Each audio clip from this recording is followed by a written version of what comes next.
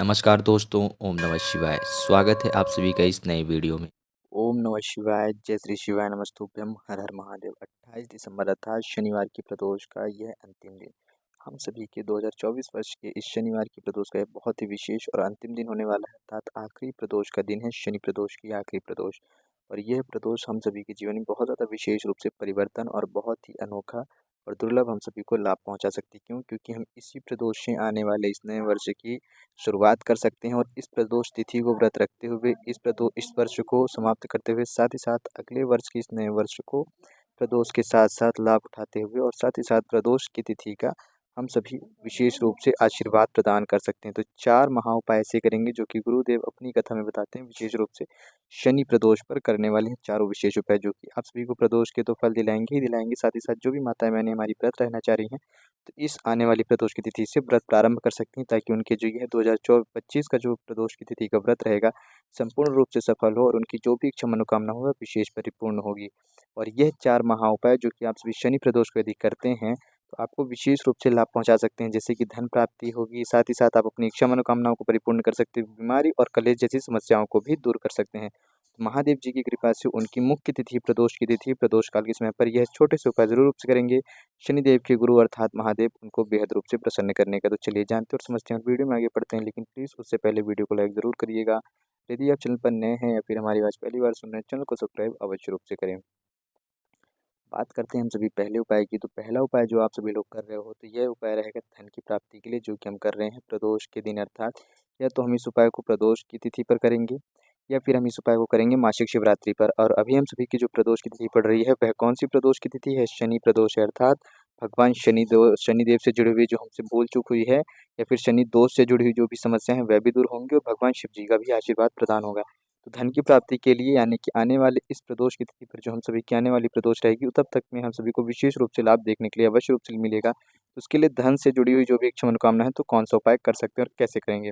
ये पहला उपाय धन के लिए। आपको लेनी है एक बेलपत्री, साथ में लेंगे 1 से 2 चम्मच दही और लेंगे 1 लोटा शुद्ध जल। आप सभी क्या करेंगे, सबसे पहले भगवान शिव जी के मंदिर पहुँच करके दही से क्या करिएगा, लेपन करिएगा। भगवान शिव जी की शिवलिंग का जब आप दही से लेपन करोगे उस वक्त आपको ओम नमः शिवाय या श्री शिवाय नमस्तुभ्यम का जाप करोगे, क्योंकि शनिवार का दिन है और प्रदोष की तिथि है। या फिर आप चाहें तो ओम शम शनिश्चराय नमः इस मंत्र का भी जाप करते हुए दही से लेपन कर सकते हैं। लेपन कर दिया, अब जो आपके पास बच रही है यह बेलपत्री, इस बेलपत्री को आप माता लक्ष्मी जी का नाम, एक विशेष मंत्र है उसको नाम लेकर के समर्पित करोगे। जब आप बेलपत्री समर्पित करोगे तो आपके पास यह जो बेलपत्री समर्पित करनी है, माता लक्ष्मी जी का एक विशेष नाम मंत्र जपना है। ओम श्रीम माता लक्ष्मी जी का नाम लेते हुए ओम श्रीम नमः, यह बीज मंत्र माता लक्ष्मी जी का बहुत ही विशेष और खास मंत्र होता है। इसी नाम मंत्र को लेकर के आपने दही से लेपन कर देने के बाद बेलपत्री को समर्पित कर दिया। दही से लेपन कर देने के बाद, बेलपत्री को समर्पित कर देने के बाद, अब आप सभी के पास जो 1 लोटा शुद्ध जल है, इस 1 लोटे शुद्ध जल को कुंदकेश्वर महादेव जी का नाम लेकर के संपूर्ण रूप से जल समर्पित कर देंगे। और आप आने वाले इस नव वर्ष में जो आपकी प्रदोष की तिथि रहेगी, इस प्रदोष तिथि का आप अपने जीवन में, अपने घर परिवार में, साथ ही साथ अपने व्यवसाय और नौकरी में भी धन से जुड़ी हुई जो आपकी इच्छा मनोकामना है उसमें आपको खुद ब खुद सार और असर और उसमें परिवर्तन दिखना प्रारंभ हो जाएगा।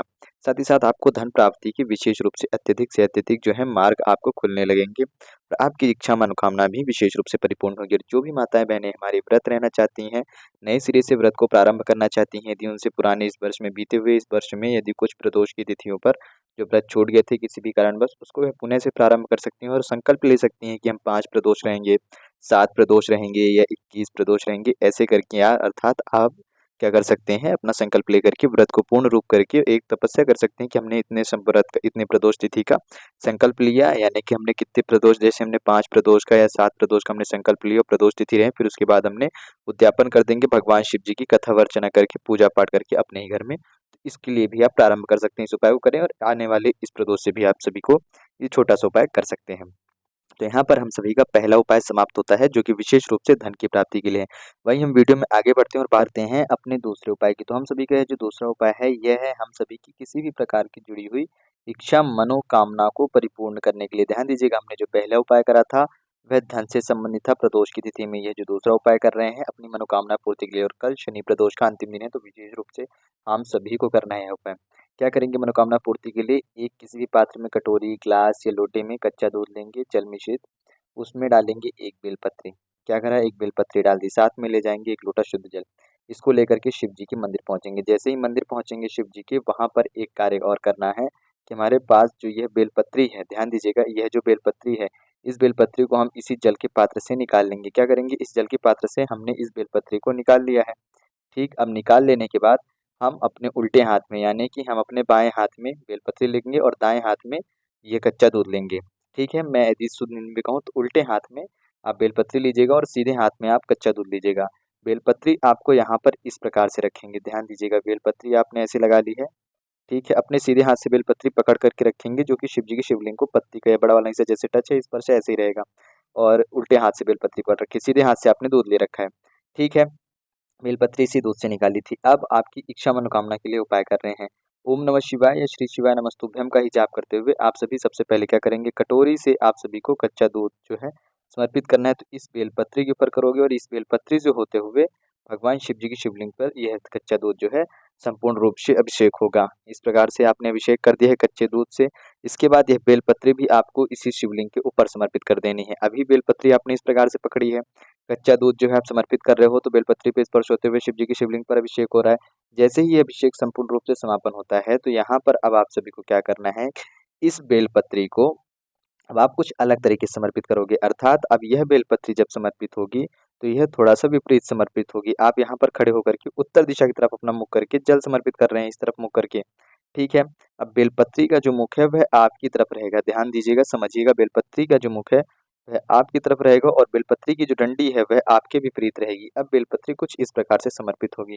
ठीक, समझ गए। और अंत में जो आपके पास यह जो जल है, इस जल को समर्पित कर दीजिएगा। ओम नमः शिवाय श्री शिवाय नमस्तुभ्यम का जाप करते और अंत में जो जल बह करके आएगा, थोड़ा सा जल झेल करके अपने घर में ले जाएंगे, उसका छिड़काव करेंगे और अपने ऊपर भी करेंगे और भगवान शिव जी से प्रार्थना याचना करेंगे। इस उपाय को करने से आपकी कोई भी विशेष इच्छा मनोकामना परिपूर्ण होती है और साथ ही साथ यदि कोई बहुत ज़्यादा विशेष महत्वपूर्ण कार्य था तो आपको वह कार्य परिपूर्ण होने के लिए सारे कहेंगे, या फिर ऐसा कह सकते हैं कि वह कार्य परिपूर्ण होता होता दिखेगा, कि यानी कि उसके संयोग बनना प्रारंभ हो जाएंगे, उसके सार बनना प्रारंभ हो जाएंगे आने वाली प्रदोष की तिथि तक।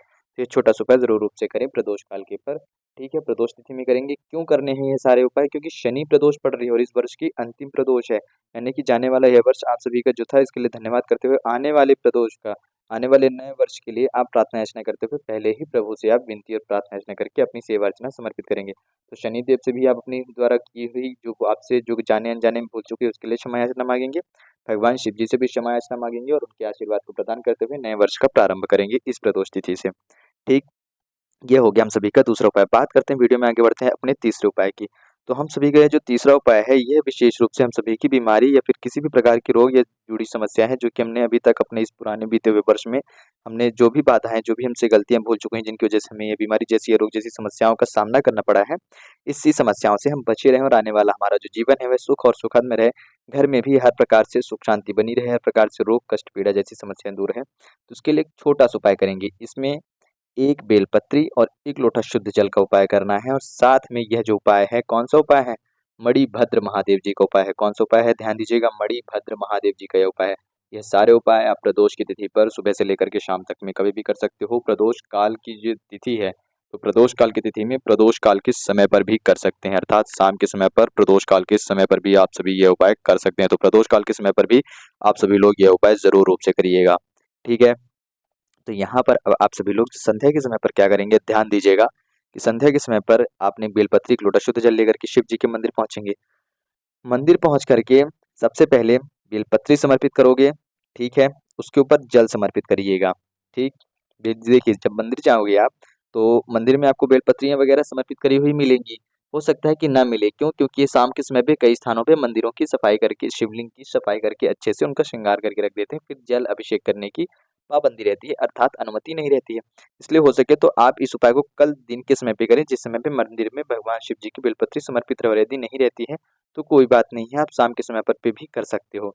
ठीक है, अब क्या करना है समझिएगा, मैं ऐसा क्यों बोल रहा हूँ कि सुबह करिएगा, ज़्यादा उत्तम रहेगा, अन्यथा आप शाम को भी कर सकते हैं। सुबह जाओगे, सबसे पहले अपनी बेलपत्री समर्पित करोगे, उसके बाद एक लोटा शुद्ध जल समर्पित करोगे। ठीक है, जल समर्पित करते वक्त आप मणिभद्र महादेव जी का नाम लेते हुए संपूर्ण जल समर्पित कर दिया। अब इसके बाद क्या करना है कि यह जो बेलपत्री समर्पित करी है आपने, इसको समर्पित रहने दें।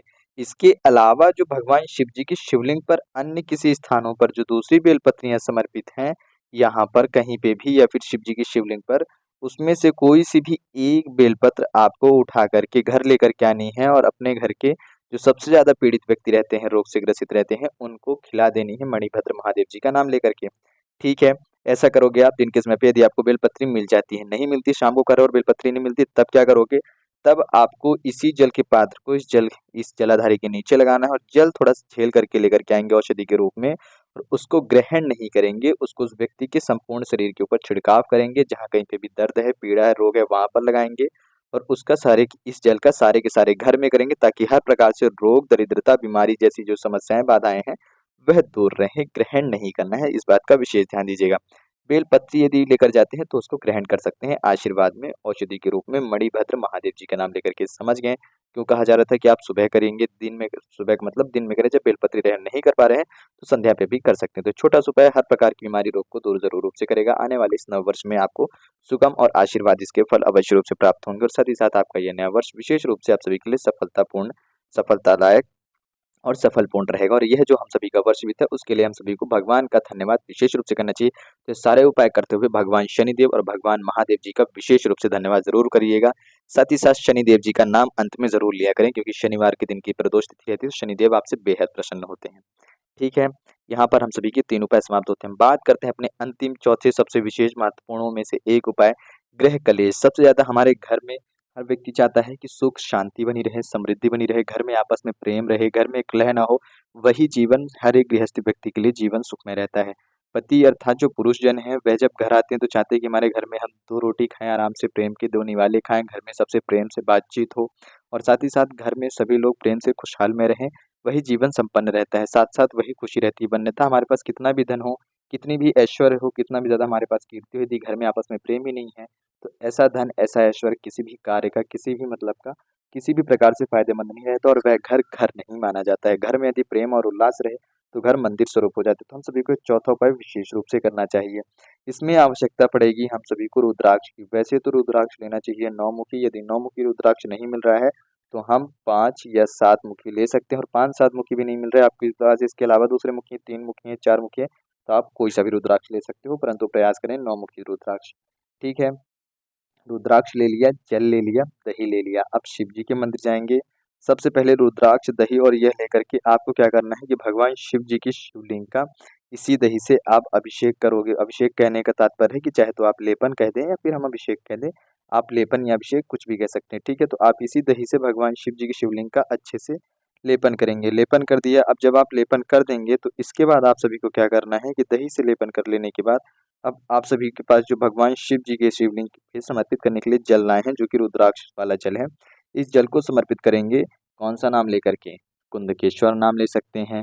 शनिवार का दिन है तो आप अपने घर से हर प्रकार से गृह कलेश जैसी समस्या दूर करना चाहते हैं तो सबसे उत्तम रहेगा ओम शम शनिश्चराय नमः, अर्थात ओम से प्रारंभ करेंगे और शनिश्चराय नमः पर समाप्त करेंगे। भगवान शनिदेव जी को याद करते हुए शनिदेव जी का पूर्ण रूप से मंत्र बोलेंगे, ओम शम शनिश्चराय नमः, और इसी नाम मंत्र से यह पूरा का पूरा जल भगवान शिव जी की शिवलिंग पर रुद्राक्ष मिश्रित आप जल समर्पित कर देंगे और अंत में ओम रुद्राय नमः का भी 11 बार जाप करेंगे और अब भगवान शिव जी से, भगवान शनिदेव जी से अपने गृह कलेश जैसी समस्याओं को दूर करने के लिए प्रार्थना याचना करेंगे। जो हुई भूल चूक के लिए उसके लिए भी प्रार्थना याचना करेंगे, माफी मांगेंगे, ठीक है? और साथ ही साथ धन्यवाद भी करेंगे अभी तक के जीवन को सुगम और सरल बनाने के लिए, उनके आशीर्वाद से आपको हर प्रकार से समस्याओं, बाधाओं को निवारण करते हुए जीवन में आगे बढ़ाने के लिए और आने वाले इस नए वर्ष के लिए भी आप उनसे प्रार्थना याचना करेंगे। तो इस प्रकार से हम सभी को छोटे-छोटे उपाय ज़रूर रूप से करने हैं। अब यहाँ पर प्रश्न है कि भैया रुद्राक्ष का क्या करेंगे? रुद्राक्ष छोड़ कर के आ जाएँगे मंदिर में?